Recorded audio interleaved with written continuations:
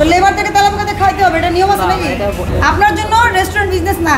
আপনি রেস্টুরেন্ট চালানোর মতো নিরাপদ খাদ্য আপনি মানুষকে খাওয়ানোর মতো যোগ্যতা আপনার নাই। আপনি দোকানটা বন্ধ করে দিয়ে চলে যান। এখন আপনার মাছি মরে পড়ে থাকবে, দোকান মরে পড়ে থাকবে, এটা উঠে দেওয়ার দায়িত্ব কার? আমাদের। হ্যাঁ, তাহলে আপনি এইভাবে যদি আপনি বিজনেস করেন চলবে? কবে ছাড়বেন দোকান? কবে ছাড়বেন? আপনি রেস্টুরেন্ট ব্যবসার জন্য উপযুক্ত না। দোকানে চাইয়া দিয়েছি, সেটা কবে? গ্যাস বিলে 7টা বিল হয়েছে, এখন একটা বিলও দিতে পারি। ব্যবসা পরিস্থিতি পুরাই খারাপ। এটা মানে কি আপনি অপরিষ্কার অপরিচ্ছন্ন তেলাপোকা তাহলে কি এটা দিয়ে মাপ হবে? সেটা বলুন। এটা তো মাপ হবে না, ঠিক আছে। আপনি বিল দিয়ে আপনি মার্কেটে চলে যান। আপনি রেস্টুরেন্ট চালানোর মতো নিরাপদ খাদ্য আপনি মানুষকে খাওয়ানোর মতো যোগ্যতা আপনার নাই। আপনি দোকানটা বন্ধ করে দিয়ে চলে যান।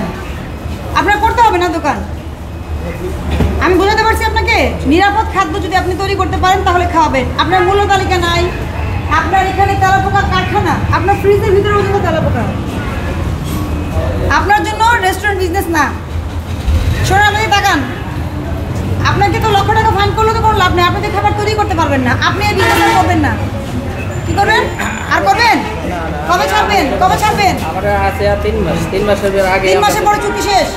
3 মাসের মধ্যে এটা উঠায় ফেলেন, এটা 1 সপ্তাহের মধ্যে উঠায় ফেলে এটা গোডাউন বানায় ফেলেন। দেশ জুড়ে তোলপাড় ওয়ালটন ফ্রিজ কিনে আপনিও হয়ে যেতে পারেন মিলেনিয়ার। মুদি দোকান বানায় ফেলেন। মুদি দোকানে যদি তেলাপোকা থাকে, ওখানে তো খাবার, কাঁচা খাবার থাকে, রান্নার কিছু থাকে না, তখন হয়তো আমরা ব্যবস্থা নিই না। কিন্তু আপনি এই ধরনের খাদ্য প্রতিষ্ঠান যারা খাদ্য উৎপাদন করে, প্রক্রিয়াকরণ করে, এসব জায়গায় এটা অসম্ভব। আপনি এই বিজনেস করতে পারবেন না। কালকেই গুটাই বলতে হবে। 3 মাস পরে যেটা আপনি ভাড়া আছে আপনি অন্য কাজে ব্যবহার করেন। বুঝাতে পারছি আমি? এই এলাকায় শোনেন, এই এলাকাতে কারা আসে? যারা বাসে চলাফেরা করে, পরিবহন শ্রমিকরা, অন্য সাধারণ লোকজন, তাই তো? বেশিরভাগ লেবারটাকে তেলাপোকাতে খাইতে হবে, এটা নিয়ম আছে নাকি? আমার ভুল হয়েছে। হ্যাঁ, আমার ভুল হয়েছে। আর ওই যে ওনার কি অবস্থার উন্নতি করবেন? ওই যে লোকটা মারা যাবে রান্না করতে করতে। আমি সতর্ক করছি আপনাকে। শোনেন, জরিমানা আপনার জন্য আসলে না, আপনার জন্য হলো আপনি প্রতিষ্ঠান বন্ধ হয়ে যাবে, আপনি ব্যবসা বন্ধ করে দিবেন। এটাই সুরাহা। জনস্বার্থের জন্য, জনস্বাস্থ্যের জন্য, ঠিক আছে?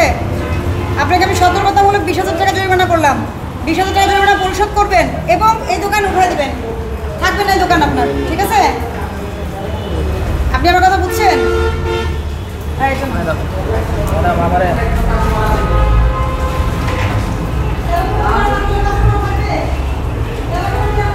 আপনি নিয়মের ব্যত্যয় ঘটাইছেন। এটা যদি অন্য বড় রেস্টুরেন্ট হতো মিনিমাম 2 লক্ষ টাকা ফাইন হতো। আপনি ছোট ব্যবসা করেন, আপনাকে আমি সেজন্যই সতর্কতামূলক জরিমানা করেছি। আপনাদের এখানে মনিটরিং হয় না, এই জন্যই অভিযোগ আসছে আপনাদের বিরুদ্ধে, সবার বিরুদ্ধে অভিযোগ আসছে। এবং আমরা এসে কি পেলাম? সঠিক পেলাম। আপনাকে বুঝতে হবে এটা কোনো জরিমানাই না। আপনার এখানে যা অপরাধ পাওয়া গেছে, অন্য বড় প্রতিষ্ঠান হলে 2-8 লক্ষ টাকা ফাইন হতো। আপনাকে কোনো জরিমানাই করা হয়নি। আমি আপনাকে বুঝাতে পারছি? কথা এখানেই শেষ। আপনারা কোনো কথা বলার সুযোগ নাই। দোকান ভাড়া দিতে পারি, আমাদের কিছু করার নাই তো। এখন পর্যন্ত দোকান ভাড়া দিতে পারি। বন্ধ হয়ে যাবে।